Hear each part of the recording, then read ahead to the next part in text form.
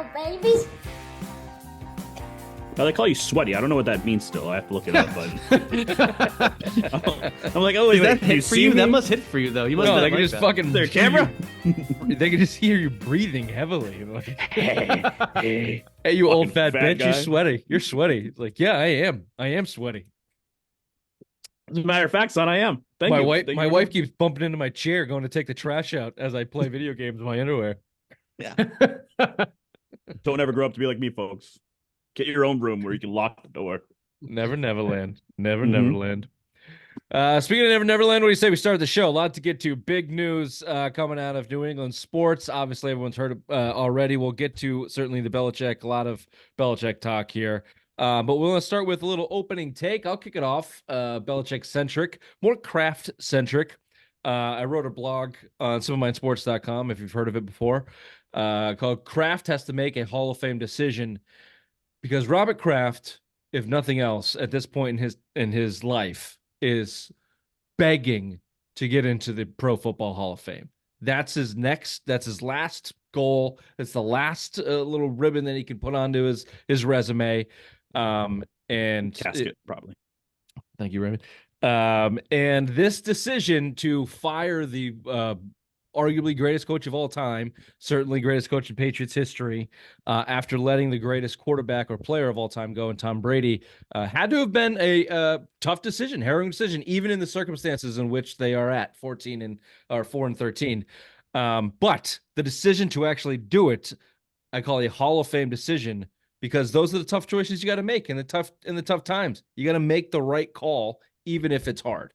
And I wrote that before he actually did it.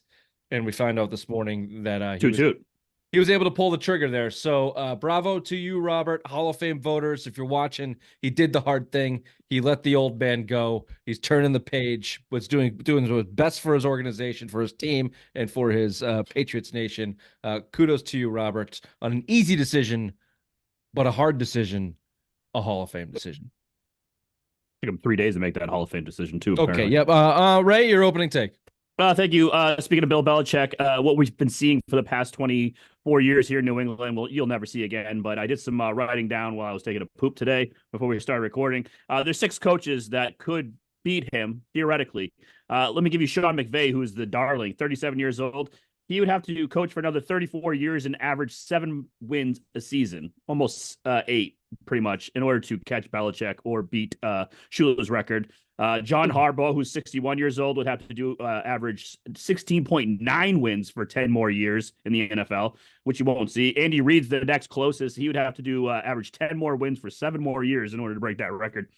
Folks, you're never going to see it. I don't think any of these coaches will do it. Andy Reid's too fat. He'll have a heart attack before he can reach that win plateau. But, I mean, Sean McVay is the darling, and you have to average 7 wins in 34 more years in order to break that record. That's just insane to me. How old is Big Red? How old is Andy 65. Reid? I think he's like around late 60s. 65. So he's got to go. He's got to go to his mid 70s, pushing 300 pounds. Yep. Nope. You've seen that commercial, though, with State Farm with the Nuggies? Yeah, It's you not see going him- to work. You see him fucking waddling.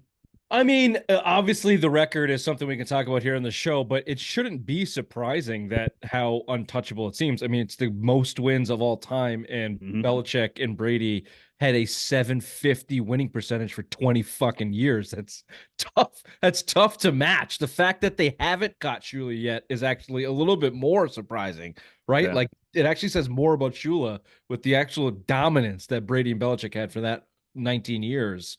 Shula did it, over a longer extended period of time, and now Belichick is going to play out the string just to catch him, potentially in fucking Atlanta. So, we'll get to all that, Bobby. Yeah, I'm just saying that basically we won't see this again in our lifetime. That's pretty much what I was going to. Yeah, I think you're right. No, the McVay 34 thing, he's been threatening to retire for years. Already. He's 34 years old or whatever. 37, yeah. And who was the other guy? Harbaugh, 61, huh? Yeah, I didn't think that. Mike McCarthy. Oh, Tomlin was the other one. So Tomlin's 51 years old, but he would have to average 7.8 wins for another 20 years in order to break the record. Dude, I don't think Tomlin's a guy that sticks in the league for 20 more years. Feels like a guy No, I think he'll be a little early. They're talking about moving on from him too. Okay, Bobby, your opening take. Well, as the resident college football guy, I guess I'll touch on that. Just kidding. Fuck you, Jeremy.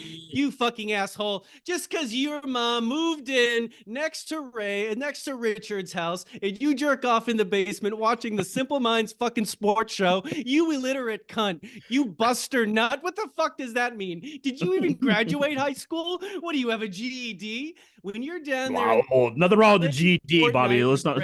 and you hear that pitter patter, it's not your mom bringing in the groceries. That's me, baby. That's me. Woo! Suck it, Jeremy. Oh, That was the best college football take you've had on this show. Yeah. oh, So wow. It's unfortunate that with so much news that this is the week that this had to happen, but fine.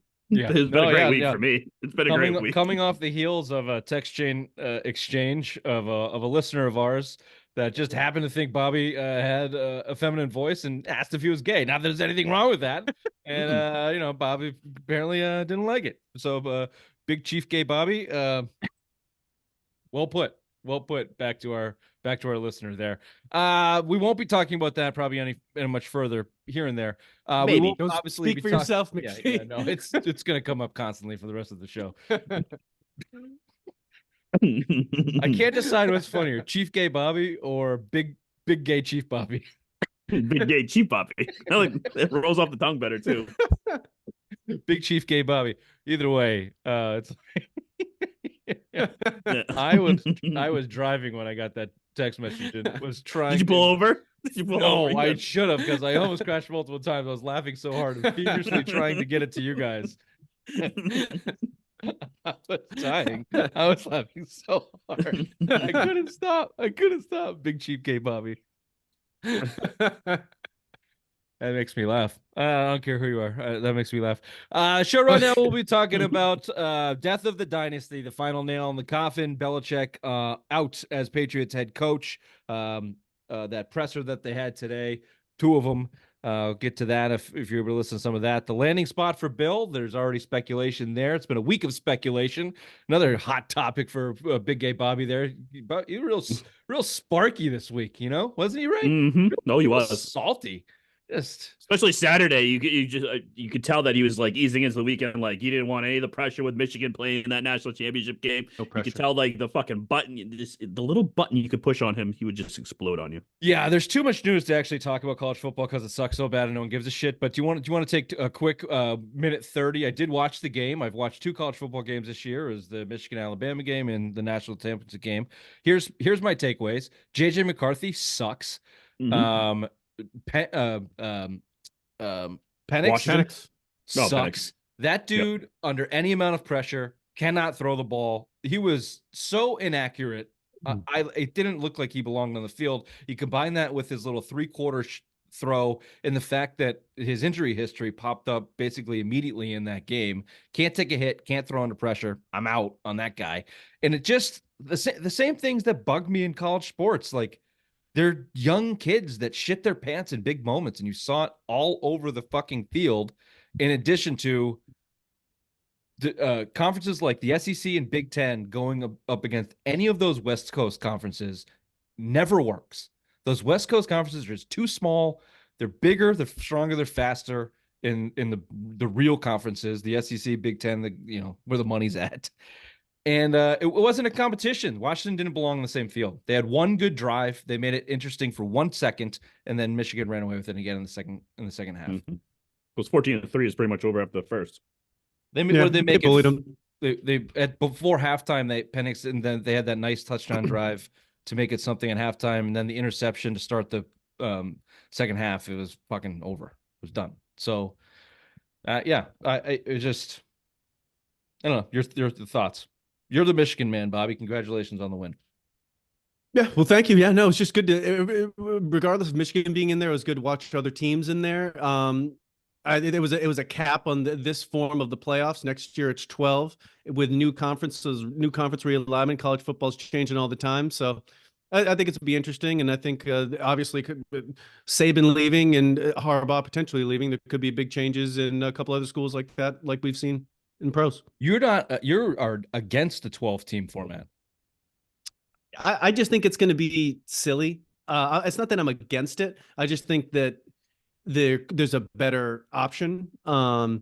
If you look at, I mean, if you think that those teams suck watching play, to watch the 10th and 12th teams, that they really suck. Well, So, I just think it's football. I just think It's that upset city, baby. anything can happen in a one game playoff scenario in football. oh, you'll get the upsets. And the fact that teams like Michigan was the number one team all year long because they cheated or whatever.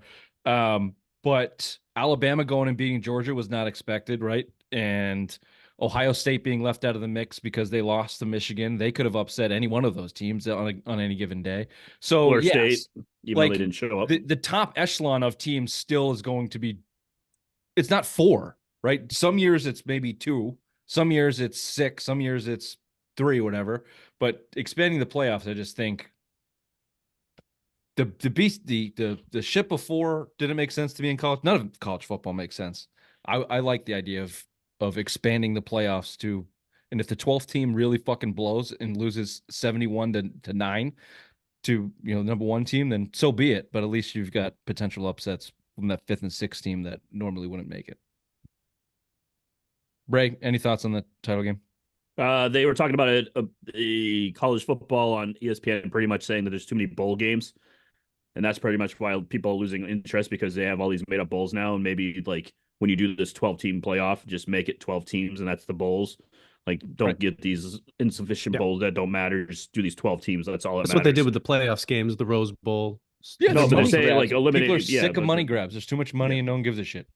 Like the one at Fenway, they have one at Fenway every year. And all the good kids don't play in those insignificant bowls, so it's just like no one cares. So there you go, college football. Big JJ guy over there in the corner, Bobby. That game change your mind at all? On either, I mean, that's just cool. That's what quarterbacks look like in collge. It just kind of is. You're kind of like projecting it. Oh no, I'm serious. No, I get your point, but you're projecting it. You can see you're projecting the tools. You're projecting who the guy is. But like, yeah, he's still better than Penix.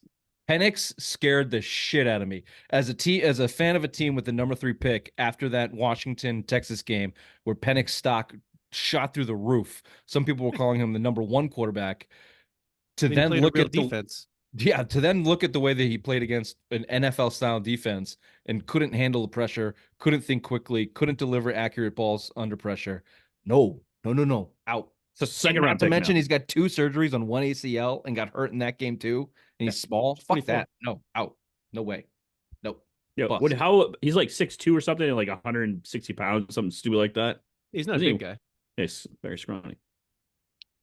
Okay, there's your college football minute. So a lot of Bill Belichick started the show. I get a rant from Richard. The Celtics made some headlines there before all the football stuff. Some bad replay ref. I want to do 2 minutes on that. We've got another edition of the Spirit Walk of Truth with Chief Gay Bobby, which this one fantastic. Really, I don't have an opposition to this one. It's just kind of mind blowing. It's beautiful. That's my manifesto. This segment I think is plateaued in the second one. I don't know what I could do better than that. That is put that on the website. It just might no be debate. There's no debate. The whole segment just might be an isolation screen on Bobby with the like the lasers behind him, and you can just trip out on it. And then some simplest minds of the week candidates as well. So that was a big long open. Welcome to Simple Mind Sports Show, Friday Rewind, January 12th. Welcome to the show.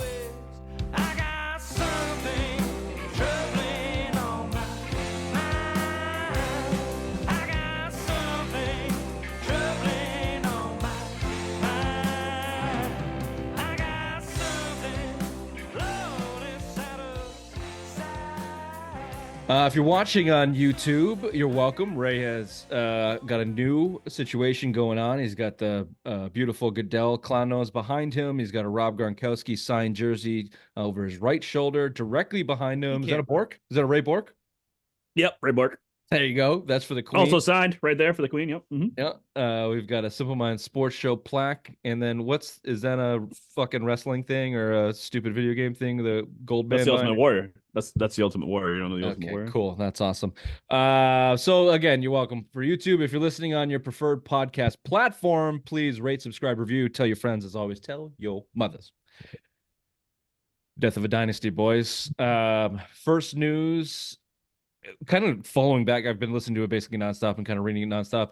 I think Tom Curran had the first, like, it wasn't nearly a report, but at 12:04, he was like, Patriots are making a move. Mm-hmm. And then He I was the woke up first to to it truly at say anything about it weeks ago as well. months. Yeah, he's been on it Yeah. forever.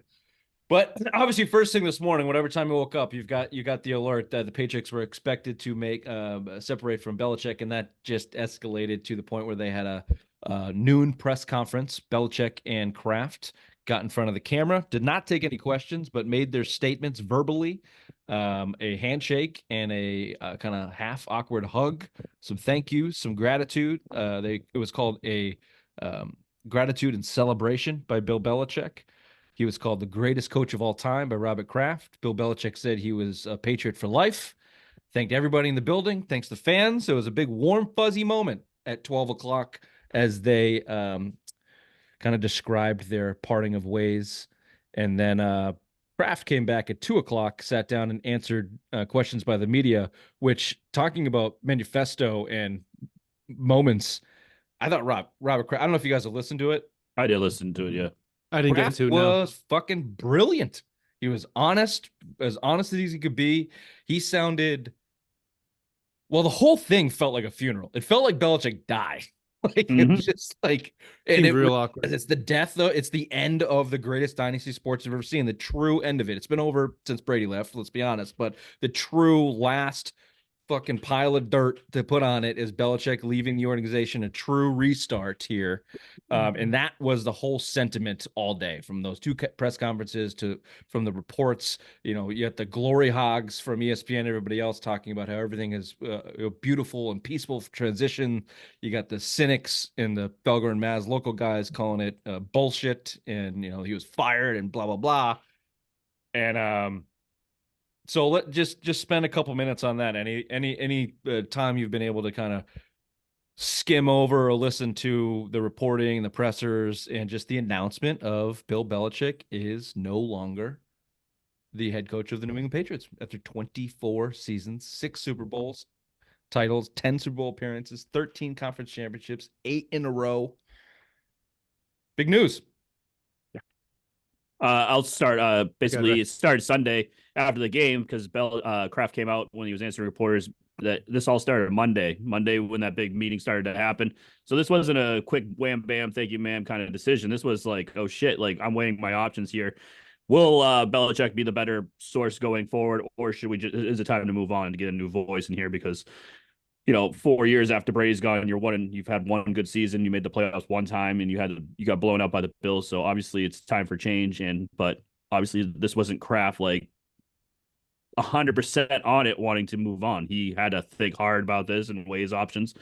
And whoever this new coach is, hopefully they can fill this void because it's gonna be big now. Yeah, I mean, as much shit as I talk about it and piling on of Belichick and all this and that, then when it actually happened, it's like, wow, that is kind of sad. It's like that long. It's like the guy's been there since I was 14. My entire adult life is the figurehead for the Patriots. And now that kind of happens, you're like, oh, did that really have to happen? Could this have, you kind of go through that, but it's just now more like, okay, is the team gonna be good again? Like now trying to like really get into whatever excitement and intrigue about is moving forward.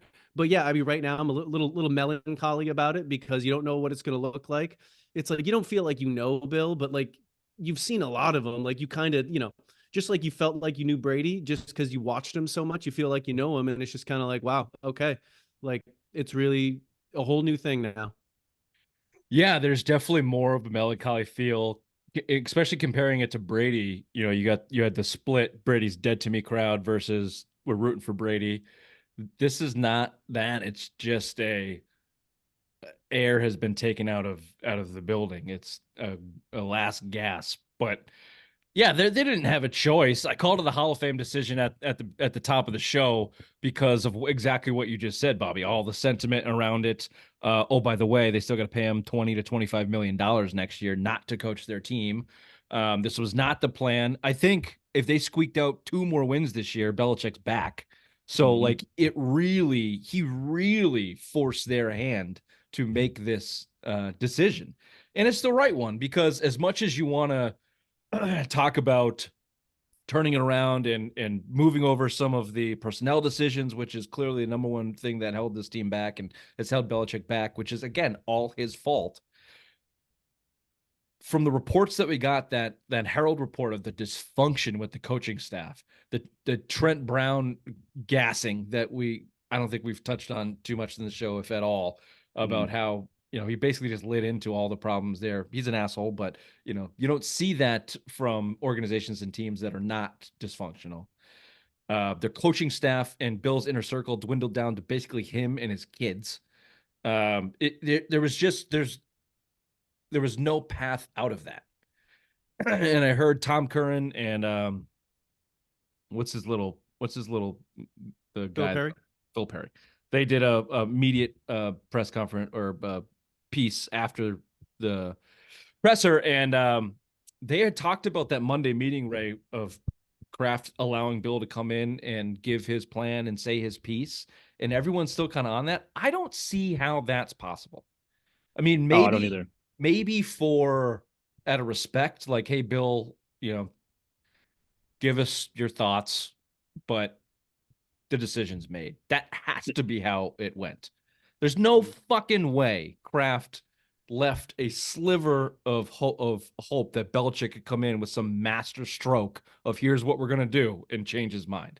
Like, well, he did actually, though, because if you heard the presser after with Robert Kraft, he did say that, like, Bill, one of the reporters asked, I think it was Karen Garigi or whatever her name is asked about it.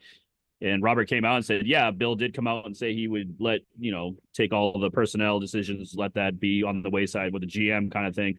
And Robert thought about that, and he goes, yeah, but then obviously if something happens where our first round pick isn't something handpicked by Bill, I don't want him to come out in the media and start saying, this guy right here, not like painting the picture that Bill would do that, but just be like, right. He ended if this doesn't work next week, yeah, it's not going to be my fault. You need to be in unison, and he didn't want to set a scenario where everyone's not working in unison. If everyone's not together, it's going to fail.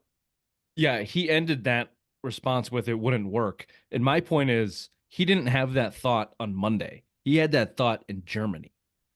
That decision was made in the season. Like, he didn't wait for Monday to finally call it. If he did, then even bigger Hall of Fame decision. If he, like, put yourself in that scenario and all the emotions you just felt watching that just as a fan. Now you're Robert Kraft and you leave a sliver of whatever. There was another report that said no way Belichick went in there begging for his job. So Bill wanted to stay. If he was given the opportunity to present a plan and present it to Robert, he certainly did it with gumption, and he's still one of the best football minds that the game's ever seen. So it probably would have sounded really fucking good. And Robert's pretty soft. So, like, if he left that opening, this is why there was so much speculation that Bill was coming back, because there was that reporting that they were going to meet Monday and see if Bill had a plan. And I just can't imagine that the decision wasn't made before Monday. And that Monday meeting was, hey, we're going to move on. Let's take the next couple of days to figure out what that looks like.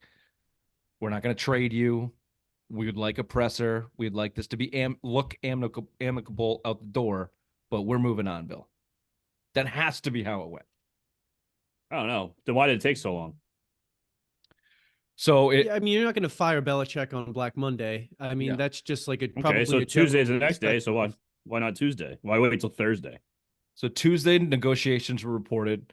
So there's reported. I think most of it, Ray, is PR. I also heard today that they're ready to do it Wednesday, but Belichick knew that Saban was going to retire, so he asked to push it, and they did it first thing Thursday. So I think all of it was respect and PR and just makes sense. Okay.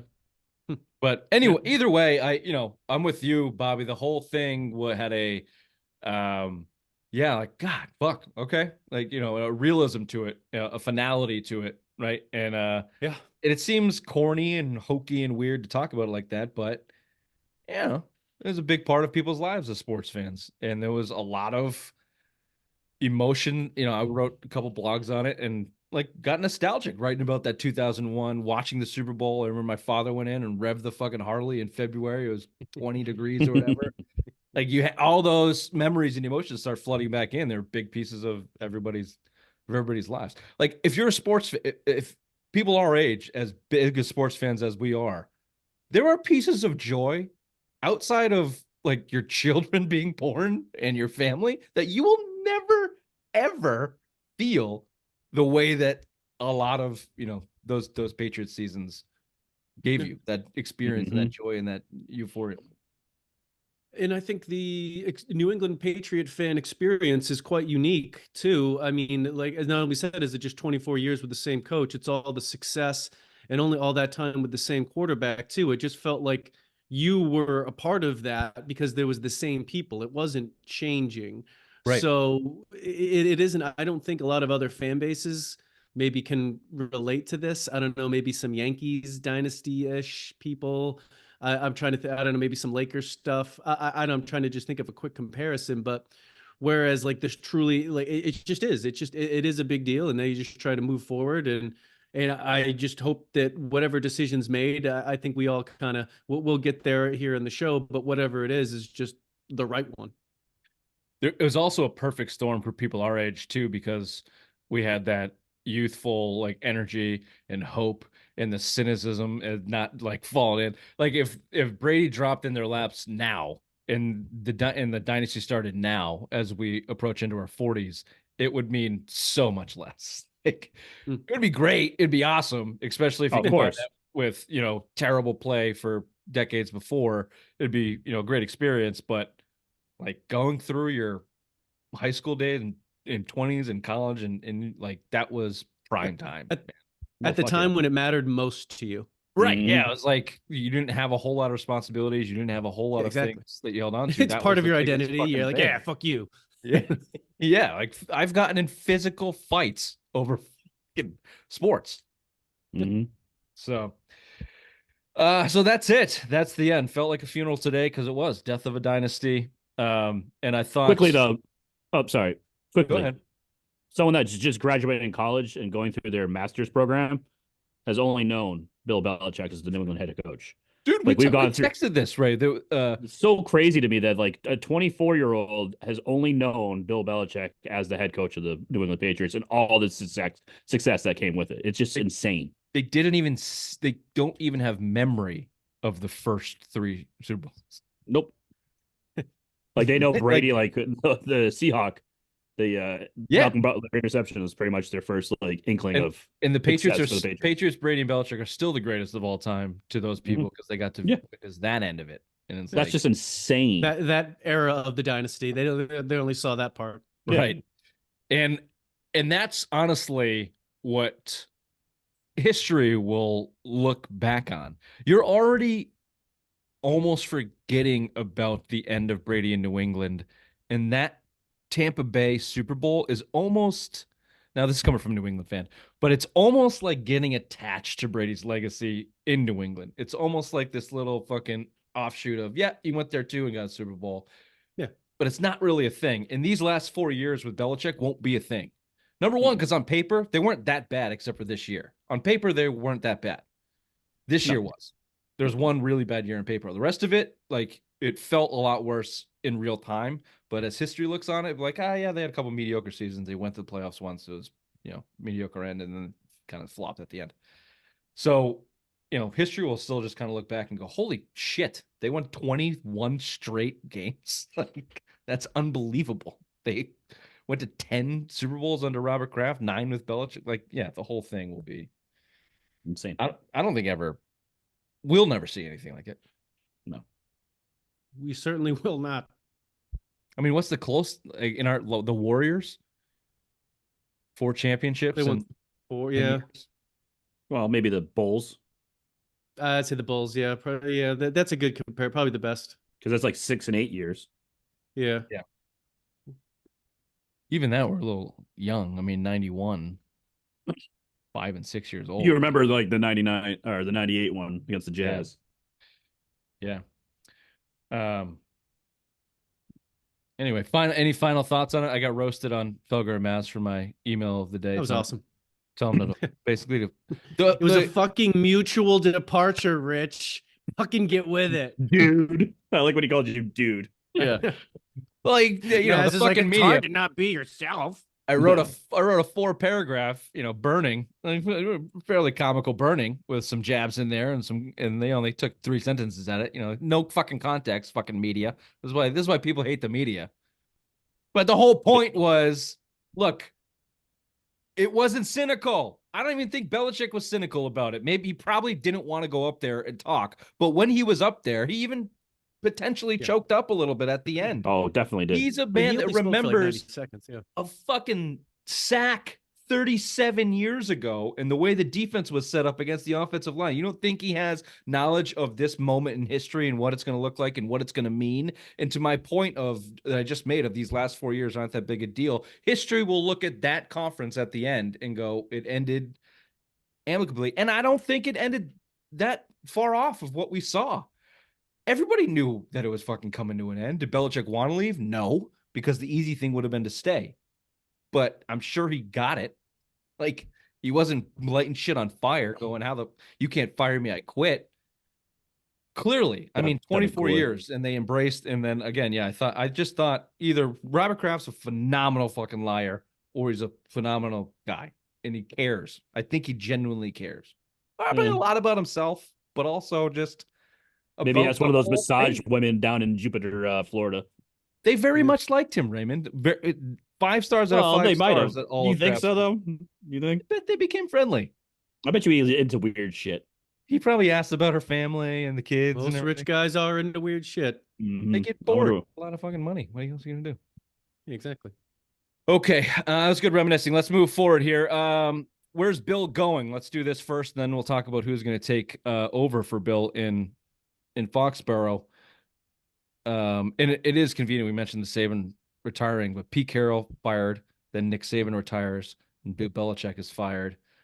To use your word here, Bobby, all the Grampies are being shown the door.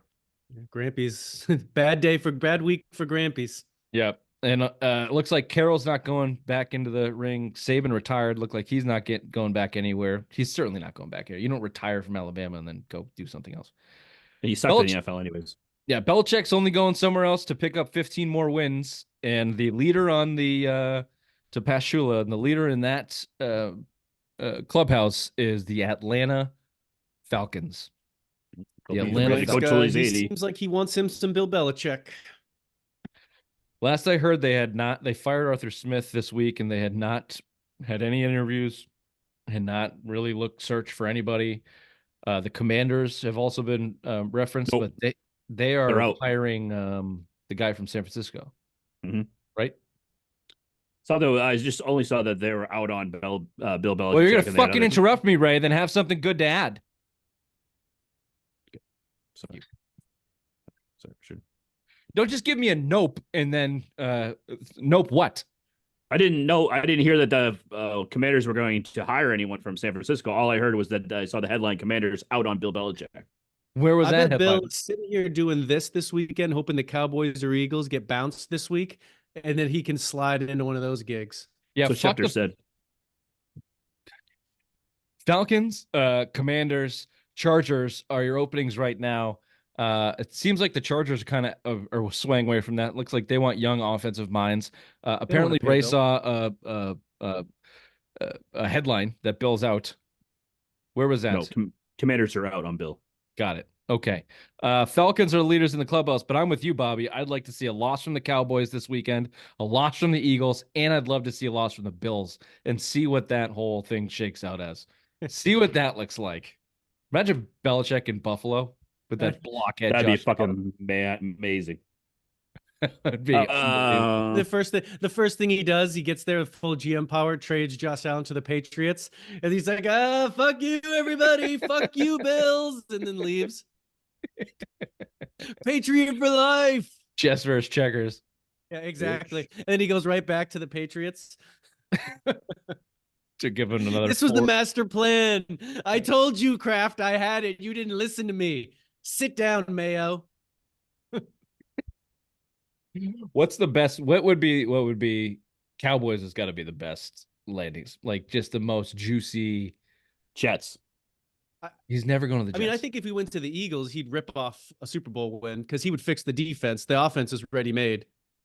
Ooh, think so? I think the offense. Patricia's there already. Patricia's already, Bingo, done. Patricia's already Signed, sealed, there. Josh delivered. McDaniels come over as my OC. Hello. Are Exactly. they going to fire Boom. Sirianni a year after? I guess they did it to Peterson. Yeah, fuck Peterson him. was 2 years removed from the They Super Bowl? booed Santa I think so, Claus. yeah. So they don't give a shit about Sirianni. They threw batteries at Michael Irvin when he hurt himself. What do you think's more realistic? I think it's more realistic for Jerry Jones to boot McCarthy out mid-game. I would agree. Belichick He's had in. more time. It's more realistic. Cowboys get fired if he loses this game When? upcoming. When they lose, it's gonna happen soon. Yeah. I haven't even paid attention. Who do the Cowboys play? Green Bay. I don't know. I know the Eagles play the Bucks. Green Bay. It's Eagles, Bucks, and Cowboys play Green Bay. Mhm. They're not. Green losing. Bay's been feisty. They're not losing to Green Bay. I can see the Eagles losing to Tampa Bay. I can definitely see the Eagles losing to them. I can see the Eagles lose it. They've sucked. lost 5 of the last 6. They suck. Mhm. They suck. The Pats Okay, had it well, figured out in week 1. Just the Pats suck. there's your pipe dreams. What do you think of the Falcons, which is the odds-on favorite? The Raiders, I guess, are getting a little play now too, but I don't see that happen. I don't see that happening. I see it's either going to be the Falcons or the Chargers, in my opinion. I think those are the two. I think if he goes to the Falcons, he'll get his cheap wins. Division sucks. They'll be fine. I mean, they have players. They'll win games. So Yeah, I think the Falcons is his fastest way to Shula, 2 years. Yeah. And then they He'll play get they play the Patriots 2025. Wouldn't that be brilliant if he comes to New England and gets the Shula win in New England? oh, if the schedule maker is added up that way, so that there could be that potential to win fucking that happening, that day. Bobby. It's no matter I I mean, who the he NFL is scripted. Yeah. no matter who he goes to, Yeah. wherever the schedule puts the Patriots against that team, they're going to In do New everything England. in their power to try and make that happen. Absolutely. Well, it will be interesting. It'll be weird and gross to see Belichick in a Falcons hoodie in a dome. Cut off. Cowboys feels right. Eagles doesn't feel as right. I get Super Bowl, like that's probably the best landing spot, of course. Cowboys would make sense. Cowboys would just make great feels sense. right. If Just the Commanders were still the arrogance Redskins, and- it would feel right. Commanders feels right, or yeah, that could work. But yeah, you're right. Those commies, not quite there. We'll see. Sounds like it's going to be the Falcons, but I do think Belichick's going to wait out these playoffs and see. I'm sure he has back channels going on. Oh, He's absolutely. not going to take the first offer. He'll probably wait. So who's taking over right now? Strong, heavy reporting. It's Gerard Mayo. That all that Yuck. Mike Vrabel talk is kind of floating out the window. Big talk on Gerard Mayo and the Krafts holding up their word of giving him the head coaching title.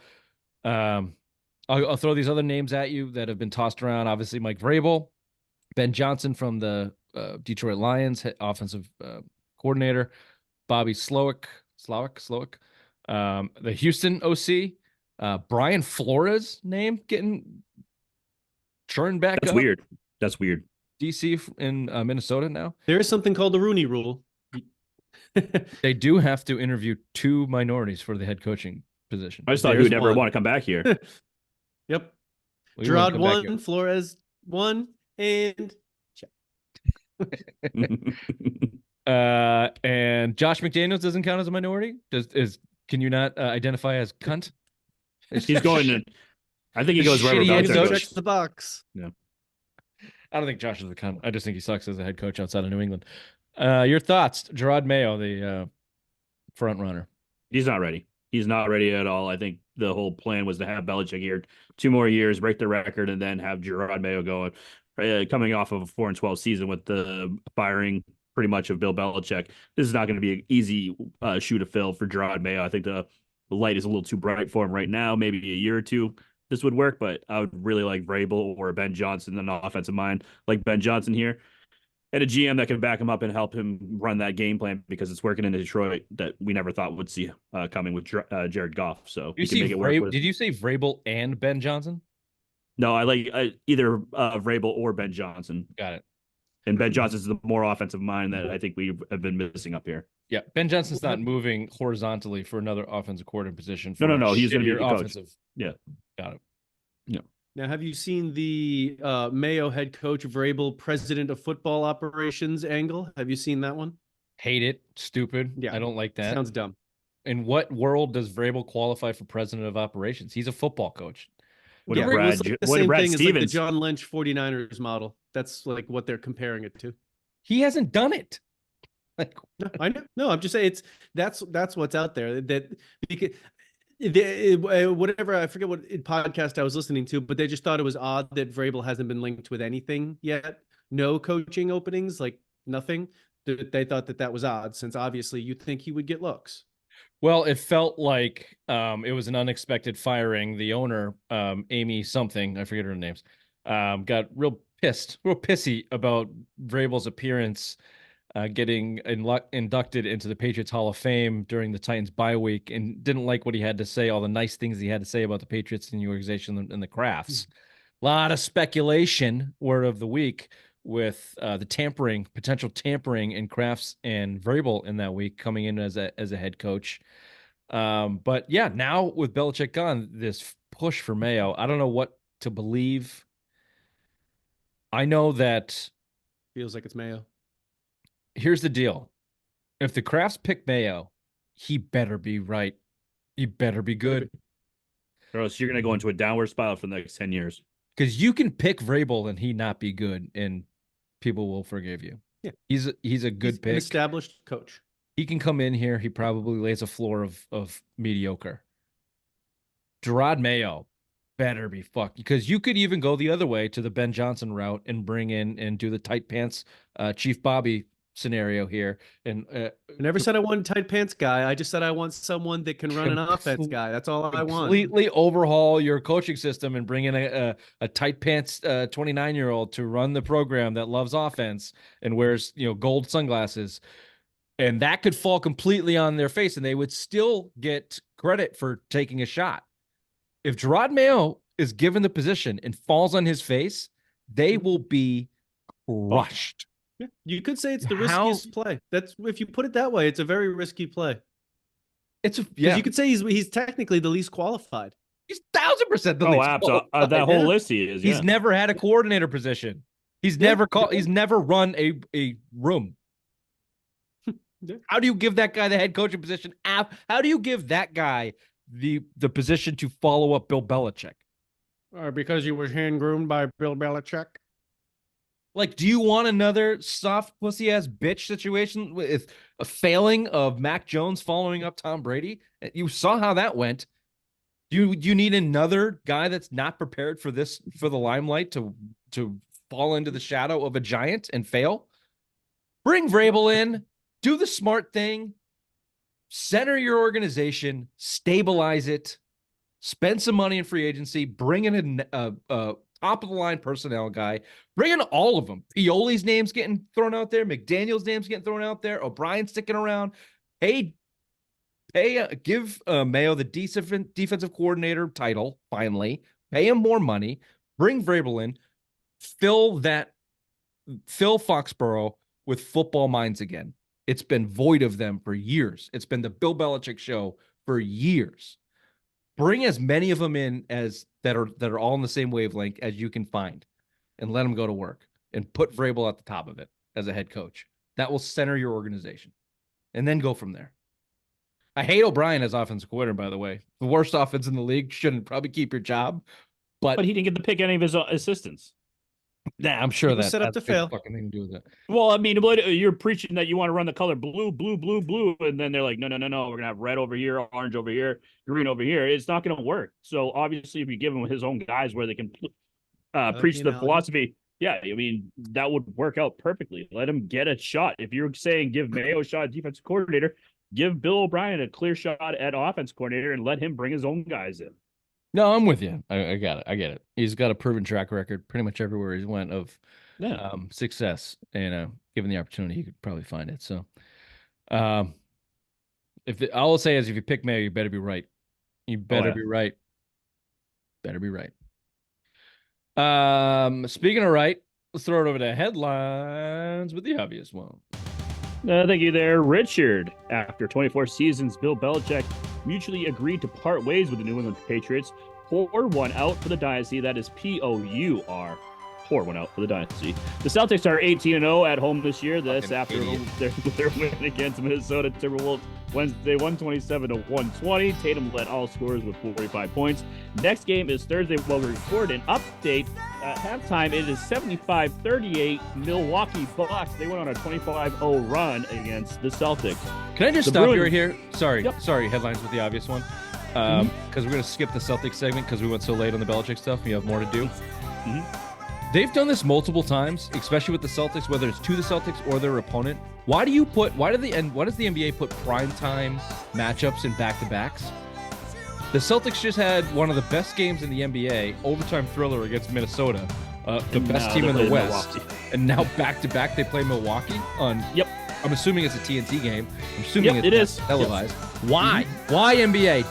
Adam Silver fucking up left and right. I'll do my rant in 5 seconds here. That call with the Jaylen Brown got hit in the head by Buddy Hield, called on the floor, and then they replay it, and then they overturn it to then have Chris Porzingis call the foul, keep it, and then watch them Pacers hit the free throws to win the game, and then the NBA doubles down on the Jaylen Brown call and then says Porzingis was wrong.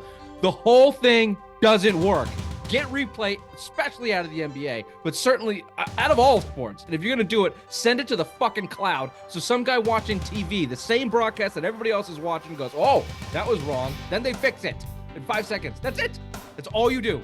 Fuck the refs. They're all in on it. They don't deserve the right to be able to make that call with a goddamn monitor and 25,000 people watching them and slow it down to a pixel to see if Jaylen Brown's cunt hair was swiped by Buddy Hield and then overturn it anyway.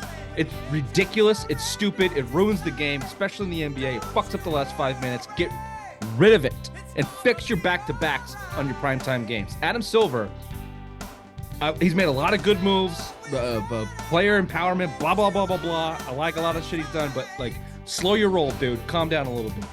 Dial it back. That's your rant from Richard in the headline. Sorry, we'll skip that segment. Thank you for indulging me, Dr. Big Man. You're welcome. The Bruins today bump in the road. They have lost 2 in a row, and also goaltender Linus Ullmark for an undisclosed amount of time. They play the Vegas Golden Knights tonight as we record at 10 p.m. Finally, on this day in 1986 AFC Championship, Miami Orange Bowl, New England Patriots beat the Miami Dolphins 31-14.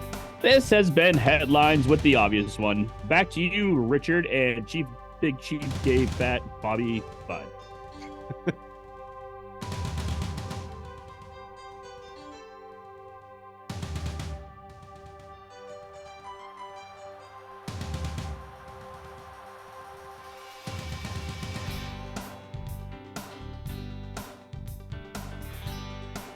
I don't want to throw Fat in there. I don't know why. He's fat at heart. Oh, me, Jeremy's mom. There we go. I'm gonna screenshot that and send it to him. Can that be the YouTube snippet, please? I think it's a traditional listener. I don't think he watches. I think it's one of the. You just see he has a Maybe it'll ear give him for- a reason to consume a different form of media. All I know is every time you speak, he thinks gay.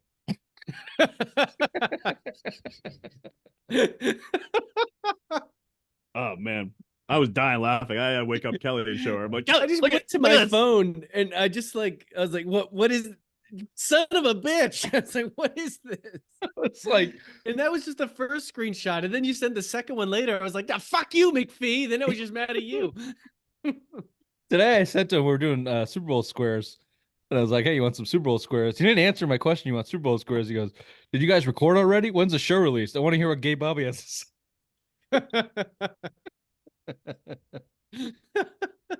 Bobby, you can start charging for cameos. Really, I could. really terrific shit right there. Hey, I had I know we're kind of late here, big news, but I had a segment here of Belichick, a top 5 segment, Belichick moments. Do you want to do that, or do you want to? I don't think we're going to talk about Belichick. I don't know, ever again. He's dead. He's basically dead to us. Yeah, Yep. fuck Let's him. go. Let's go.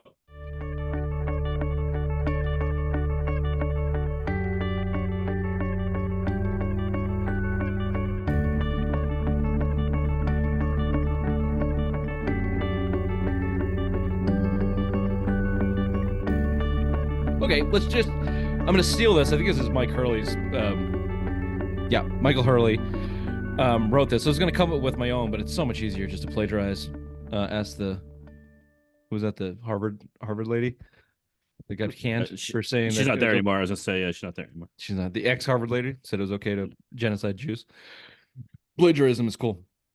So chronologically, he just lists a bunch of shit that Belichick did as kind of his top accomplishments or moments. I'll run through them fairly briefly.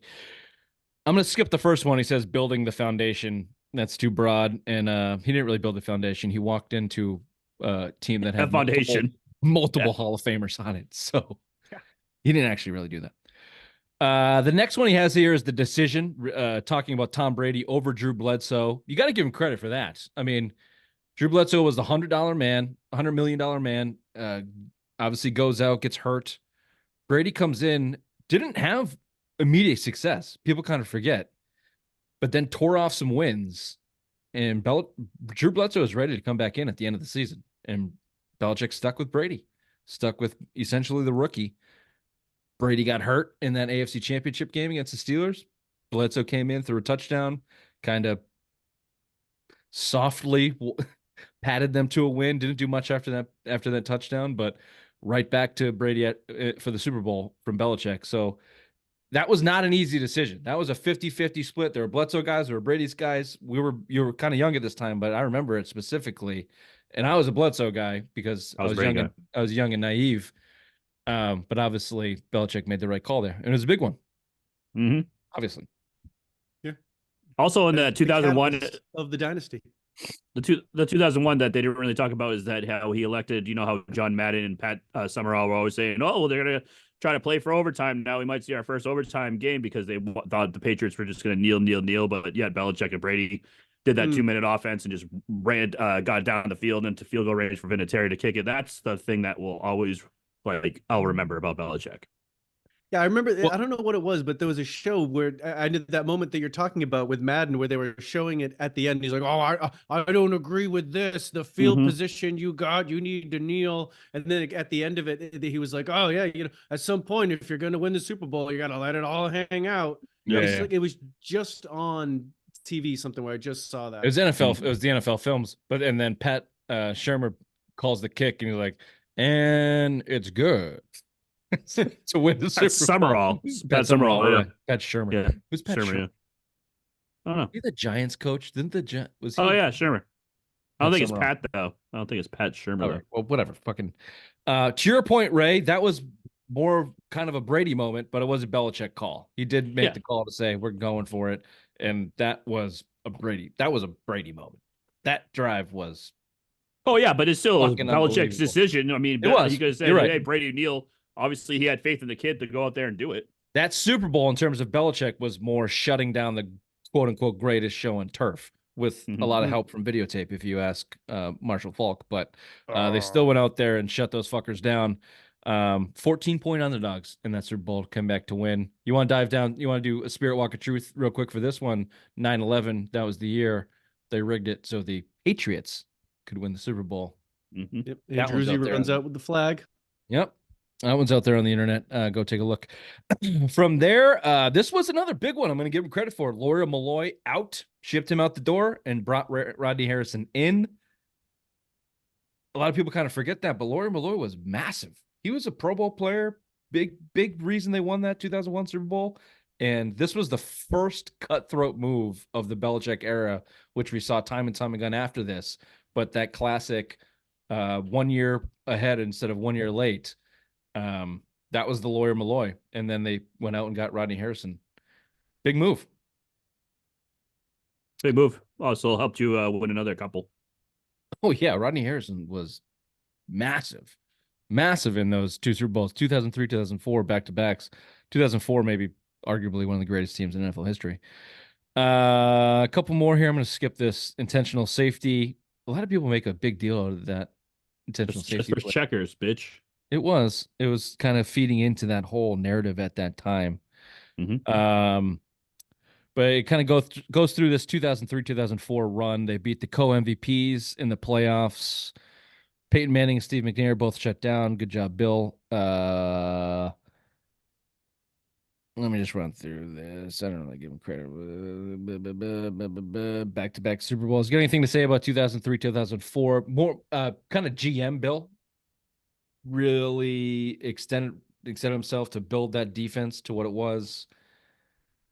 Drafted Deion Branch in that time. It's also been 20 years since someone's gone back to back. Haven't seen that since.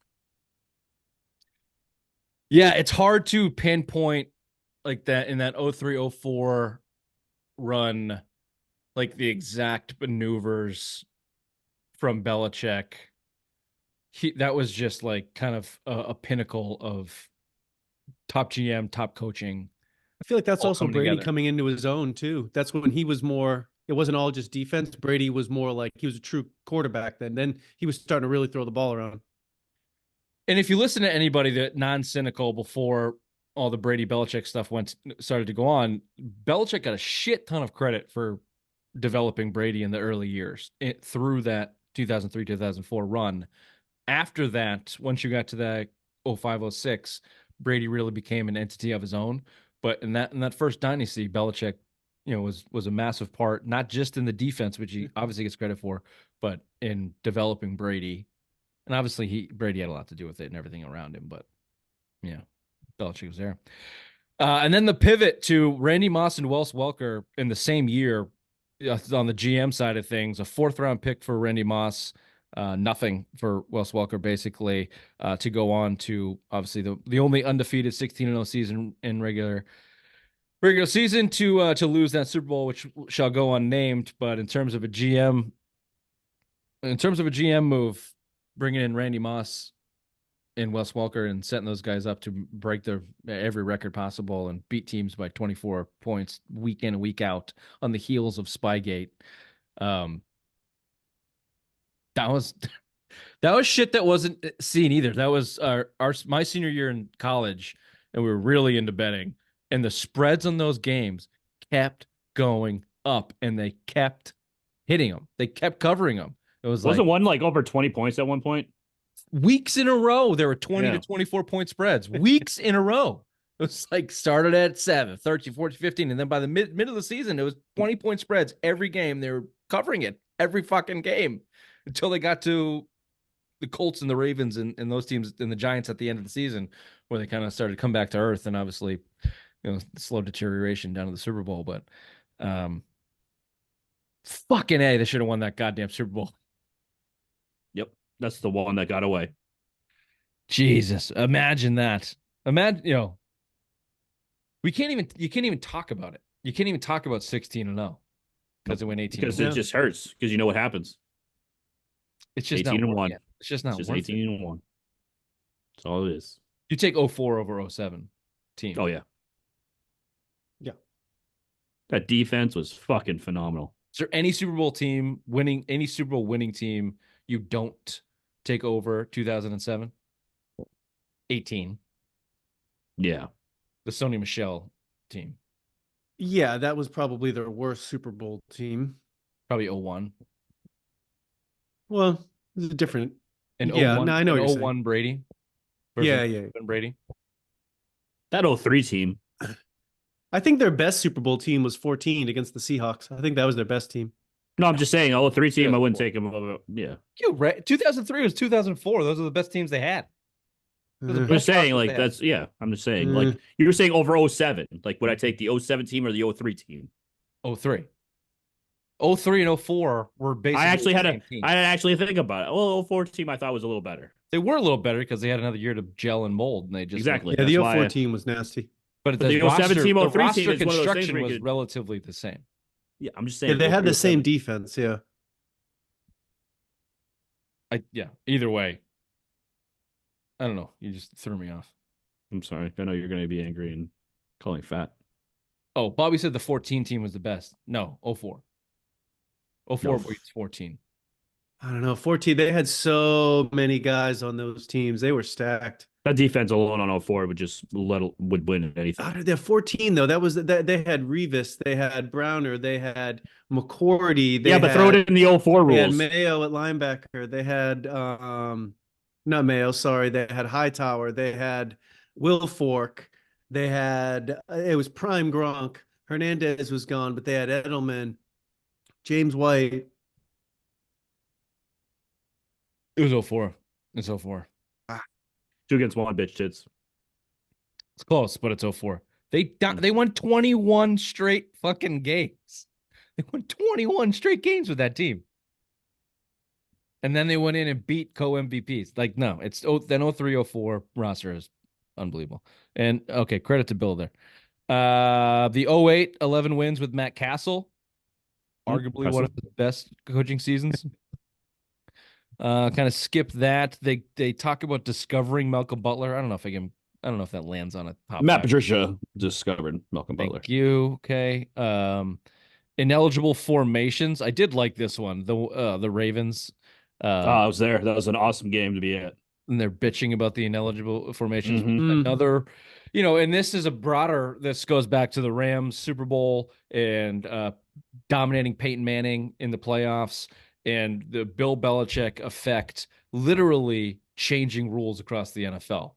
And the ineligible formations in 2014 against the Ravens, they had the league had to go in and change that loophole, which Belichick exploited. And it's almost like cliche now to talk about how Belichick exploited those rules because he got caught going too far on several occasions. But it is part of his whole repertoire, his whole resume, his whole history. He literally changed the game from the way the defense played that greatest show on turf and Peyton Manning's. Bill Polian petitioned the league to change the defensive secondary rules so Peyton Manning could have a better game against the Patriots. And that's the defense you see in the NFL today on steroids. You can't touch a wide receiver because Bill Belichick and Ty Law beat the shit out of those guys in the early 2000s. Massive impact. This says the Julian Edelman play when he throws it to him. I don't give Belichick credit for that. That was McDaniels.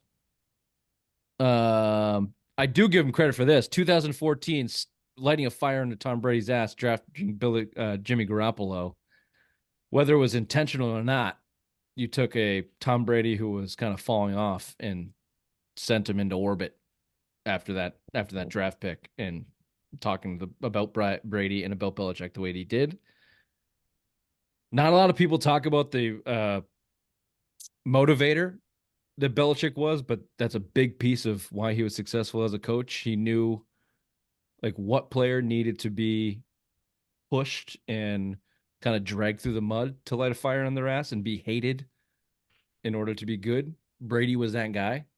And what players need a little bit more of a coddling. He didn't do as well with the coddling, but he knew when to light fires under people's asses. Yeah, it didn't work with Mac Jones. No. He just knew when to break and knew when to build when he was in his heyday. And then getting to the last ones here, I think this one goes in a top 5 moment. 2014 Super Bowl, to your point, Bobby. This is called the stare down to Pete Carroll. But obviously talking about the play at the goal line, turn into the interception by Malcolm Butler. Generally, if you're on defense, you're going to call a timeout there, save some time, and they're going to score. Give yourself offense a Hail Mary chance. Belichick did not. Famously stares down Pete Carroll from across the field. Called his shot. Did not call timeout. Made Pete Carroll make that call within the 40-second play clock. Turned into an interception. I don't want to get too hokey on it, but that's a fucking ballsy move from a head coach. As much impact as you can have from the sideline as a head coach in the moment, that's kind of top on the list. You haven't seen that since the Little Giants and Danny O'Shea when he went up against his big brother. All right, rattle off these. 28-3. That's more of a Brady thing. The 2018 season, where they pivoted that offense to a run first, was delayed the rise of the Chiefs. Delayed the rise of the Chiefs. I think that was more of a Brady thing than a Belichick thing. The wind game. Now he's pulling at straws. No, that was a Belichick thing. He knew that Mac Jones couldn't throw the ball. Or run. Yeah, those. So this win game in 2021, Patriots versus the Bills in Buffalo, I think was more of a Belichick just wanted to be fucking cute. But that will take the wind against Peyton Manning in 2013 in Foxborough when they were down 21-0 at halftime, came back, went to overtime, and then the Patriots won the coin toss, and they said, "We'll take the wind." Remember that? And they went on to win that game. Wes Welker muffed the punt, and they went on to win with a field goal. That's ballsy. You don't take the ball in overtime, you take the wind, because you know Peyton Manning's pussy arm can't throw through it. That's Smart. not on this list, but I put that up there. Anyway, That's a good one. Is more Belichick. I don't know if we can come up with the top 5 there, but maybe down the line. Let's do a quick break, and we'll move off the Belichick talk into Chief Gabe Bobby's moment. Not how, but how.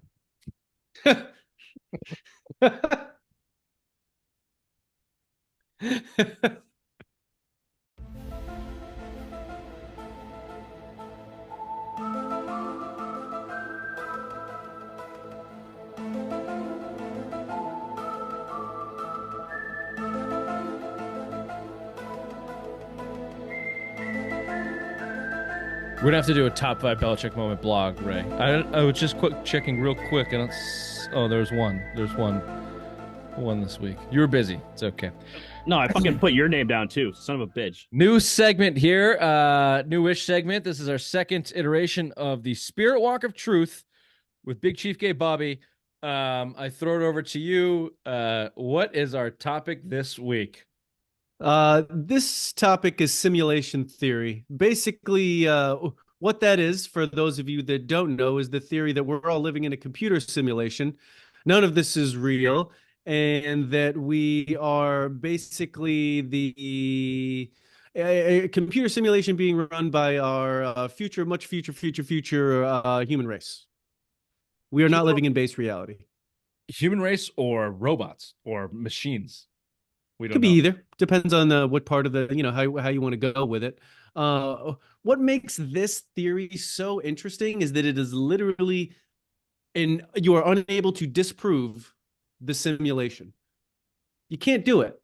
So it is the ultimate conspiracy theory, because it literally says everything is fake with the exception of nothing, and you can't prove me wrong. You can't prove me wrong.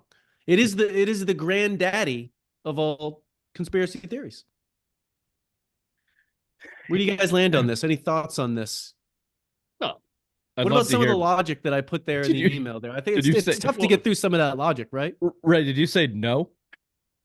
No, I agree. I think this is a great one. I'm pretty sure Bobby said, "Do you have any thoughts on this?" And you went, "No." I'd say no. Which would have been fucking perfect. It's like, you fucking kidding me? You want me to dive into this? No, I don't have any fucking thoughts. I'm thinking about my Fortnite game plan later before my fucking wife bumps my chair. That's what I'm thinking about. Well, yeah, that's always going through my head right there. I'm just kidding. Botpod, bottom of the totem pole of dumb. Dying to hear what you think of the simulation theory off the top here. I've always thought of that, because like, how did this all come together? Like, I just don't. It doesn't make sense. Like, what came first, the chicken or the egg? Like, how did people get here? Like, evolution or God? Which one? Where do you fall? Yeah, evolution. Okay, because it makes sense. Science can back that up, but how did they get here? I mean, did someone create that science via a simulated program? Game, yeah, like a game of some sort. You speak of Fortnite, you make fun of me. Well, maybe my computerized self is getting bumped by his wife while he's trying to make this fat guy look at porn later on tonight because he's had a couple beverages. You know? Right. Well, to Bobby's point, it's become, we would be in an iteration of the simulation that is so refined that there's no indication of any manipulation of thought or movement or anything, and it's all based on the only understanding I can have it of is some type of advanced algorithm that is working at some ungodly speed, almost a real-time speed, creating a real-life scenario. Do I have that right? You do, yeah. So I think what you're saying is that, like, the way you're describing your simulation is that, like, you're yourself but you're not here, but someone is inputting reality on you, and that's how you're experiencing it. You're just not in this earth. You're not here. That's Well, that's what you're saying, right? yeah, there has to be I envision this as a program that is running through, like, I don't know how to, through the simulations theory, I don't know how to explain like physicality in flesh through the simulation. Like, is my shirt real, or everything is just within a, how we would describe a computer program or a screen? I think it would be is that, yeah, like technically your body isn't there. Nothing is there. Your consciousness is there. And it's just whatever electrical signals or however your brain operates that needs you to think that when you feel this, it feels like cotton or polyester. And that when you, whatever you do is you're getting that feeling, even though you don't have a body and you're not doing it. Right. The right. The I mean, the only physical, like, the only thing that I can equate it to is the Matrix. And then in that Yes. situation, there are actual human beings in pods, and their brain Yeah, they plug in. is being synapsed, and your reality is strictly in your brain. Another movie that kind of does this is Inception, where you can go into a dream world and then just live in a dream world. But essentially, in both those examples, which I've done a little bit of kind of deep diving this. In both those examples, there still is a physical body somewhere. There's a physical specimen, and the brain is the operator of the syndication, or of the syndication. So I don't know where that falls into line on this, in different conspiracy theories. I mean, you could read whatever. You could read ones like that, or you could read ones where a simulation is created and we're all like NPCs, like we aren't actual, like, we're not the stars of the game. Yeah, like we're not just the like star. role We're players, just living. We're living out this whole reality, and there's a reason for the simulation. They're there, and we're just living out the reality all around them. But whoever's created the simulation has a different purpose, and is trying to distract information around it. And we're just all here just to Imagine that. Like, we're just watching fart videos, and this guy's trying to like win the game, or going on his own. He's like, story. "God, fucking get out of the fucking way, Langevin. I gotta go." He's like, I've given this guy all the goddamn things he needs to be successful, and all he wants He's still sit there and fucking watch dumb. Like, and I did the fat. quest, but this dumb NPC doesn't fucking accept it. He's always drunk. Yeah. My created character is a white male in America in 2024, and he's fucking watching fart videos. It's like, go conquer the world, son of a bitch. That's the first guy that dies in the video. Just the guy in the car just drives by, runs him over. So there's a Ryan Reynolds movie about this too, right? Nice Guy or something, where Nice he's Guy, like yeah. he's like a PC that gets some type of free will and kind of goes in. No, he realizes that he's in the video game. It's almost like the Truman Show. Well, that's the essentially free will, when the other side of it would not be free will. If we are the NPCs, we don't have technically free will. We're just going throughout. Like Bill, he can't go to Canada now. He doesn't have free will. Exactly. That's exactly right. Do you mind, Bobby, reading the quotes that you've laid out here? Because I think they're terrific. Certainly. The ones where I said about what the eggheads are?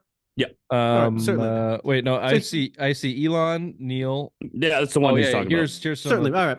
So here's what some of the eggheads are talking about. There's an Elon Musk quote. The odds that we're living in base reality is 1 in billions. Another, if you assume a rate of improvement at all, games will eventually be indistinguishable from reality. A quote from Neil deGrasse Tyson. I believe it's a 50-50 proposition we're in base reality. Another quote. There is computer code written into the equations we use to describe the cosmos. You can find strings of ones and zeros. Raymond Langevin, stupid bitch, on Neil deGrasse Tyson. You don't need Neil deGrasse Tyson to figure out where my dick's going when I'm drunk. That's your mother's ass. I heard It's an actual quote. That scientist isn't wrong. I've heard you say that, Ray. This has sparked a thought in my brain because I do like the simulation talk, but I also am very much into the cosmetology, not cosmetology. I do read a Cosmo from time to time. Cosmetology, you do some nails. Yeah, I drink a Cosmo and I read the Cosmo. And then I put it on your mother's ass, Ray. Jeremy's going to be but on you soon. Yeah. Brian Cox, Neil deGrasse Tyson, astronomy, the cosmos. I listen to a lot of that, and I learned this or read this or listened to it from Brian Cox a very, very long time ago when he was talking about extraterrestrial life, which obviously is another conspiracy theory I hope we get into at some point in time. And everyone, because the universe is so massive and gigantic to the point where we can't comprehend it, of course there has to be life out there. But his point is it's not just space, it's also time. So the light that you see is millions and millions and millions and millions of miles away. So the idea that we can exist as humans and species at the same time as another civilization across the universe is the odds on that are as small as the universe is big.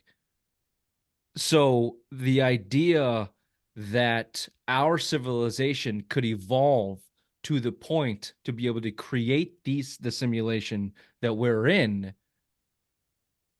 that can attach to a physical limitation that is the actual universe. Even if we're in a simulation, we know that the world is 3 point something billion years old. And astronomy tells us that it takes a lot fucking longer than that for civilizations to kind of come together and hold and withstand and not get pummeled by meteors and have to start all over again.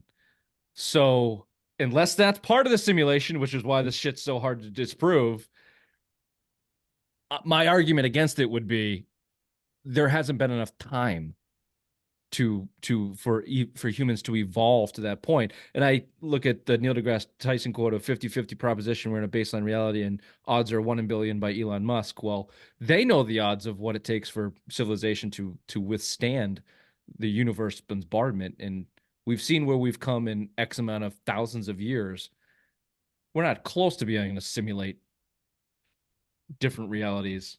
So how much longer do we have to withstand life in this universe to get technology to the point where we can actually even do this? Because even in the simulation, you have to simulate, to your point, you have to simulate the simulation all the way to that technology, and that time it has to be massive. Has to be massive. Am I making any sense? Are you following me? Yes. No. Yeah. Civilization's been around for yeah. 5,000 years. Yes. If you need 100,000 to get to the technology point where you can simulate human life, the universe says you don't have a chance, buddy, because a meteor's coming to blow your shit up in 150 years or whatever. That's exactly what Neil deGrasse Tyson's argument is. He says it's a 50-50 proposition because either in order to prove that a simulation is a simulation, they eventually have to get to the point where they can then simulate themselves to then create the new simulation. So the 50-50 proposition is we're either the in-base reality and we're first because we can't simulate it, or we're last. We're in the last simulation because we're not there yet. So that's why he's saying it's 50-50. Right. I've heard him say that. I've heard him talk about that. Then whole proposition. See, like we're either first or last. It's a Ricky Bobby situation, first or last. Yep.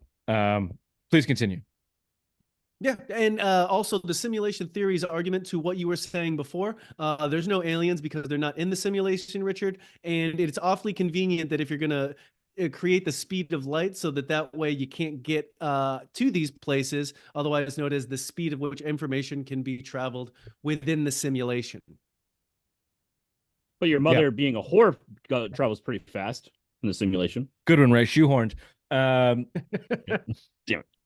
Yeah, I'm just gonna push that one aside and say anything that is inconvenient is convenient to the other side of the argument. So the speed of light is what it is. It's the best knowledge we have.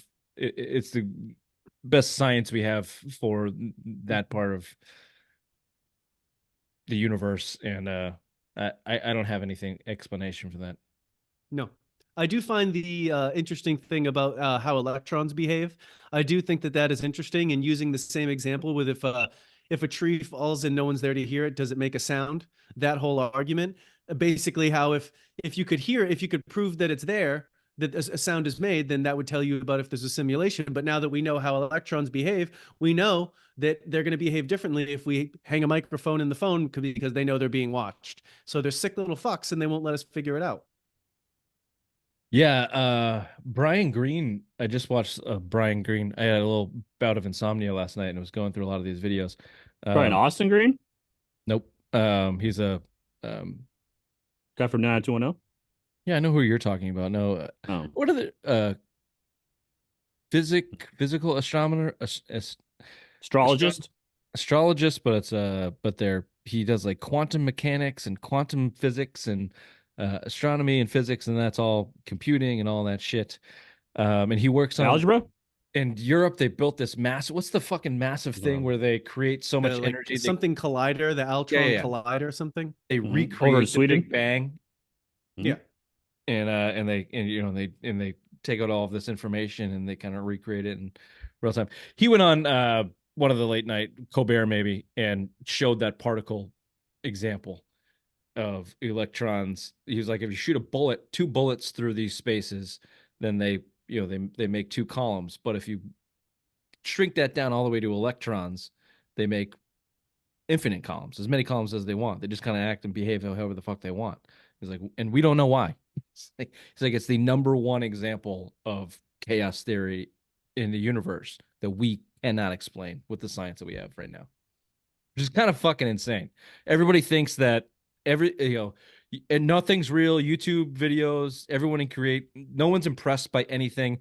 I talk to people all the time about like how cool would it be to go to Mars. People are like, who gives a shit? It's like, no, there's still feats to be accomplished as the human race. We haven't done everything. There's still a lot out there that is not understood. You're just watching YouTube videos. You're Kyrie Irving and Aaron Rodgersing the world and think you're the smartest fucking girl on the block because you watched a YouTube video. Still a lot of shit to learn. Ask Brian Austin Green. Da-na-na-na, da-na-na-na. Chief Gay Bobby, you're gonna have to learn when to jump in if you're in charge of segments. You gotta keep pushing this along, or I'm gonna take over. Little thing. I thought he was going somewhere with that, and I really wanted to see where it was going. So my apologies. Constantly interrupt Ray and never let him talk. See how much fucking screen time he's got in your segment, and how much time he gets in my segment. That's intentional. Okay, keep going. He's added nothing fucking productive. We asked him if he had any thoughts. Not a thing at all. No, I didn't say no. You just heard no. Yeah, I mean, this is when it comes to theories, this one is the most interesting because you could sit here. There is no one angle. There is no one thing. You can't say this. You can't say that. It is it is all encompassing. And if you we all like you mentioned in the Brian Austin Green, you listen to all these podcasts and like, whatever it is, different intellectual pursuits. It's just interesting to hear everybody's angle. Whereas somebody says like, what's if you could just learn anything? I think it was Lex Friedman. You could learn anything. The first question you'd ask, what's outside the simulation? It's just, it is always interesting to hear these, this opinion. This wrapped with AI, the AI apocalypse, I think are my two most interesting things. Well, and then it all devolves back into what's the point, right? What's the whole purpose of why are we here? And I'll wrap this up, and I'll go back to Brian Cox, who I really enjoy listening to, and he has, I think, just a grounded approach on this. And his whole idea is the universe is so big, and I just explained to his theory on extraterrestrial life is it's very unlikely that we are encompassing time within the universe as a civilization as any other civilization at the same time, because the distance is so far, at least as far as we can see. Basically, his thought is there probably is alien life out there, but we'll never experience it because we will never cross paths in the time and space it takes to identify each other. How does Brian Cox feel about interdimensional child molesting aliens? Because that pokes a hole in his theory there. It may, and there's a lot of examples of that. I got you there, McPhee. You weren't ready for that one. I was really gonna finish this off in a real nice, full, peaceful note. I was really gonna Robert Kraft this thing, and oops, give you a real peaceful thought. his thinking is, what's the meaning of life? Of our existence is so delicate in the grand view and scheme of what the universe actually is, that isn't that just fucking enough? Like molecules and have come to the point where we have brains. Okay. That's Bobby and Jesus and Jeremy's mom, and he's Is clowning Brian her. Cox part of your tribe there, Bobby? Maybe now. We'll be He right sounds back too with smart to Simplest be in my Minds of the tribe. Week. He Right looks after like he this. is. He looks like he is. Are you stupid or something? I'm as stupid as a stupid does. Are you crazy? Or just plain stupid? Stupid as stupid does, Mrs. Blue. I guess. Are you stupid or something? Stupid as stupid does, sir. That's on you, Big Chief Gay Bobby. You don't bring something that serious to the Simple Mind Sports Show, okay? When I talk conspiracy theories, I'm talking moon landing, JFK, something we can go off the rails with. You're dealing with the fucking bottom of the toll. I didn't know that you okay? had this passion Don't for it. take Okay? me down to the My fucking. bad. Don't I'll take come me down back the with Flat Earth next week. As Sorry. soon as he got that email from you today, he like called his boss and said, "I'm done for today, boss. I got some shit I gotta take care of." And he just deep That's a dived all fucking over. great You got- email, you by got the the way. That's a light great version. We had- fucking email. Bill Belichick was fired today. Okay, I didn't get to dive as deep as I would have liked into the simulation. I can. We didn't touch on anything you wrote. There will be a blog tomorrow by Oh, Chief of course. Bobby. Slap that up there. Yeah, I Yeah, will. of course. It'll be quote unquote written by Chief Bobby and put up on the website, simplemindssports.com. Ray, I think you have access to write blogs too if you're ever so inclined. Let's do just real quick. We'll end the show. We're very Yeah, late. dude, Simple different Minds sex of the- position with your mother. Okay. I really like this one. Okay, I want to read you this story. I found it from Barstool, but it's been everywhere. Pretty sure the New York Post accomplished it. Here's the headline: Amateur treasure hunter dreams there's gold underneath his house, digs a hole 12 stories deep, falls in it, and dies. Did you get, you fucking nerd? Suck it, dweeb. This is from the original story is from your favorite post there, Bobby. The New York Post. A man died after falling down a 130-foot hole he dug under his kitchen floor after dreaming there was gold buried under his property in Minas Gerais, Brazil. Johan Joa No. There's no N. Joa Johaha. Joaha Pima That guy dug one hell of a hole. That's a fucking deep hole. He was 71 years old. This is the key part for me. 71, lost his balance. No shit. Thursday afternoon at 71. Bill's 72, and you want him to coach your football team? This guy fell down a fucking hole just looking down.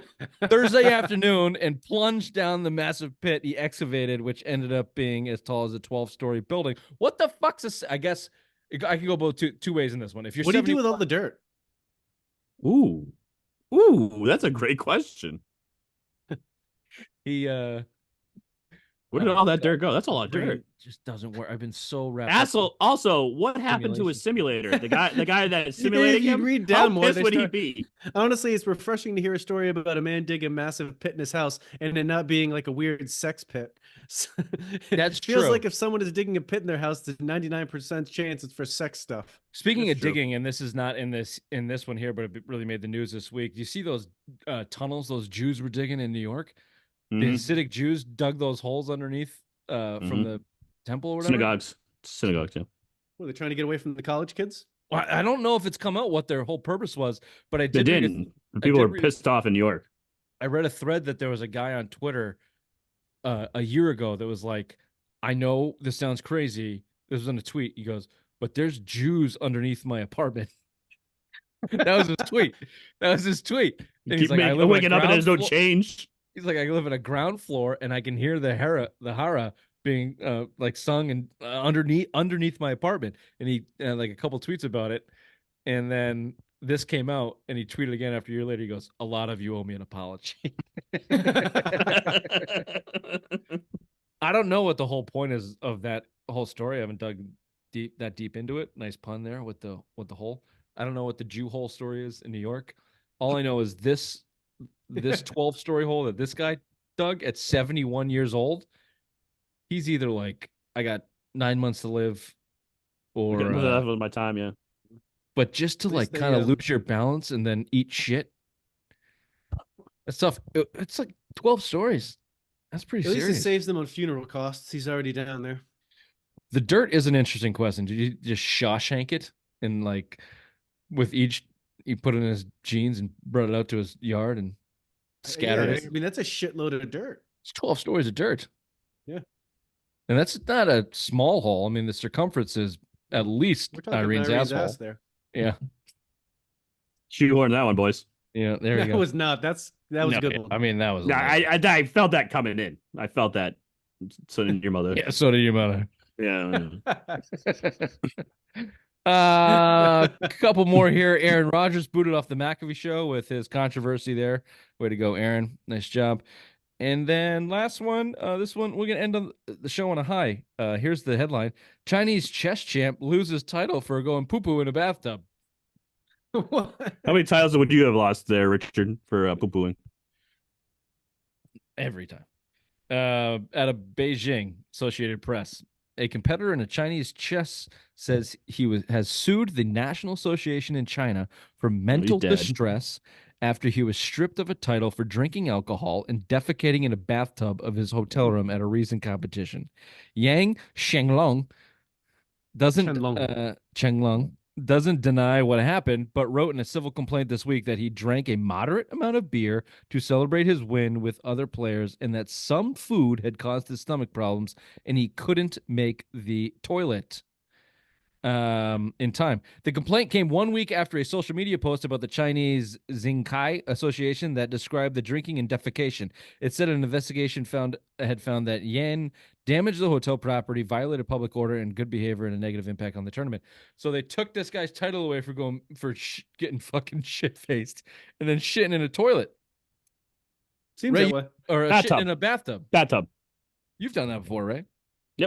You guys poured mustard and ketchup all over me while I did that. I was not there, but I have almost a hands-on account of it. I'm I'm shitting. shitting. Ray was so That's where drunk that comes. he needed to announce that he was shitting. As Because he people could not poured also not water. get to the toilet in time. Nope, they put me in the bathtub. Well, that I don't blame this guy. That makes sense. You're so fucked up, you can't control your bowels or your legs. Just get in a contained area and let it loose. I woke up at Alex's house with a fucking towel on me and I was butt naked. I go, uh-oh, this isn't good. This can't be good. This isn't good. Yeah. Wigan. It That's sounds like it sounds like the end of most of your mother's stories. You remember the time Ryan shit the bed in Montreal? Did you ever hear that story? Yes. Again, I was not present for that, but I had... You were not. It was the four of us. We woke up last night in Montreal. Ryan Sullivan, who is a doctor now, Dr. Ryan Sullivan, getting married in the French Alps, by the way, and invited me to his wedding. Nope. Anyways, we got wasted. Came back to the hotel room.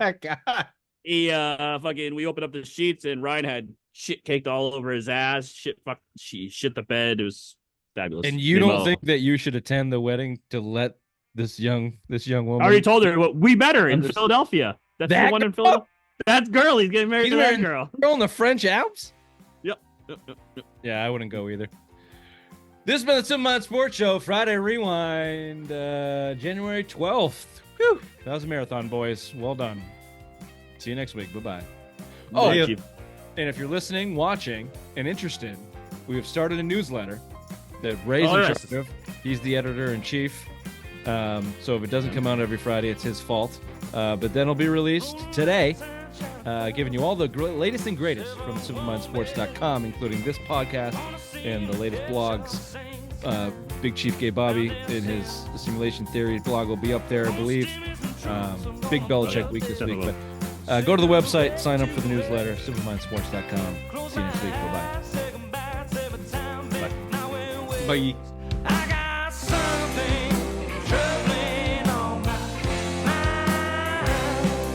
Really excited for you to take on this new challenge, Ray, editor-in-chief of the newsletter. I just got a big promotion for you. I hope it reflects in your paycheck. What the fuck am I going to do? I don't even know what to do. I don't even have Excel. I don't even have fucking Excel to fucking send you. I asked Kelly to borrow her fucking computer. I don't have Excel on mine. Yeah, you dumb assholes. I still need a list of fucking email addresses so this thing can go out. I know, but I don't have Excel, so I have to get on her computer. I need it tomorrow morning. Just put the fucking email addresses in a goddamn spreadsheet and send it to me. I don't have a spreadsheet. Can't you just copy and paste? No, Why? because I need to import a spreadsheet into the fucking thing. It says, would you like to import fucking contacts? Yes. How do I do that? No, CSV, yourself. which is a fucking menu. Okay, I know you Mike- work with your hands and you're very tough. You're a No, fucking saw. manual tough hand worker. But Ooh, what's this? us desk workers understand that it's not that goddamn hard to put letters in a box and then save it and send it. Says you. I don't have Microsoft fucking Word or Excel. Just checked again. Searched it. I don't have it. No shit, you don't have it. I searched it. I don't want to download it. How much does that cost? Download it. Fucking download it. Just get the free trial. Cancel it in 7 days. I won't remember. I never remember. Just use what you get. Go ahead, download Napster and then download Excel. That'll do it. As a grown Napster. goddamn man, you should have a word processing program on your computer Why?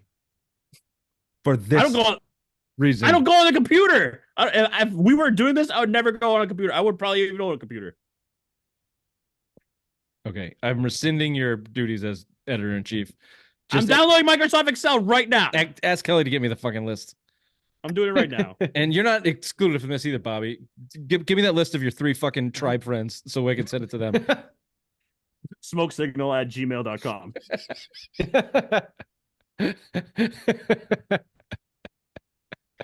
Yeah, how many peace pipe circles do you have planned for this weekend, Bob? Mine? Yeah, it's that's a normal week. It's a holiday weekend actually, so maybe more. What the fuck holiday is this? Oh, you racist cunt. Me? What holiday is it? I have to look now. MLK Day, you racist bitch. Get a fuck. Download Really?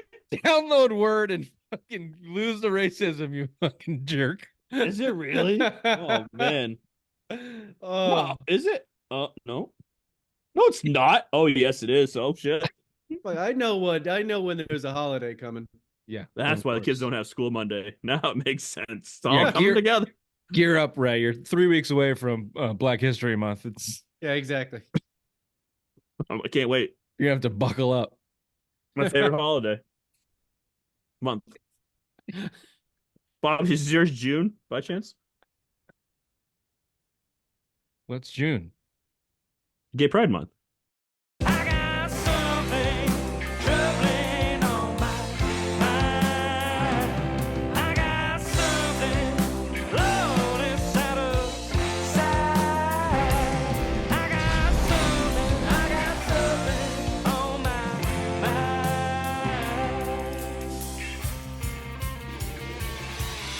Marty! You've got to come back with me! Where? Back to the future! Hello there. Gentlemen? Wow. Hello, boys. Ray.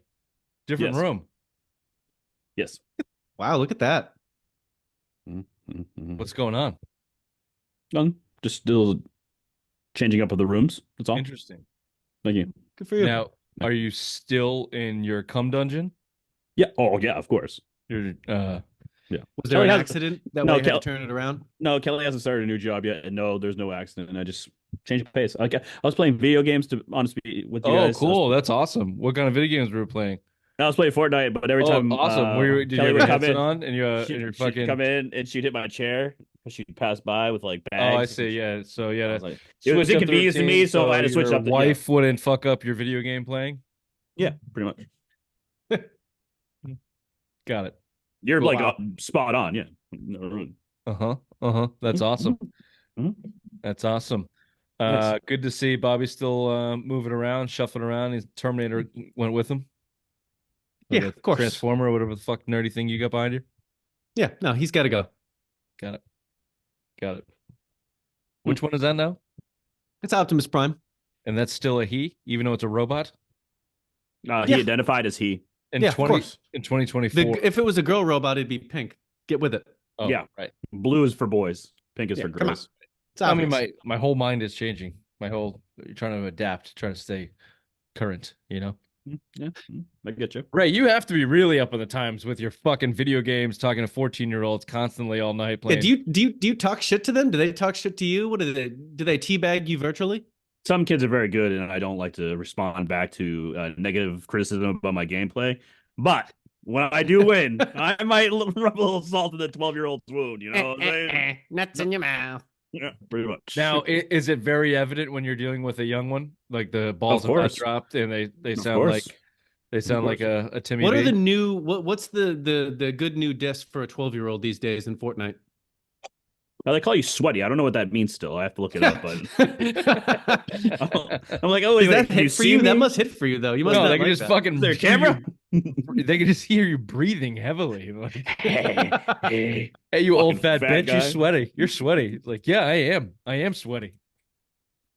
As a matter of fact, son, I am. Thank my you. wife, Thank my you. wife keeps bumping into my chair, going to take the trash out as I play video games in my underwear. Yeah. Don't ever grow up to be like me, folks. Get your own room where you can lock the door.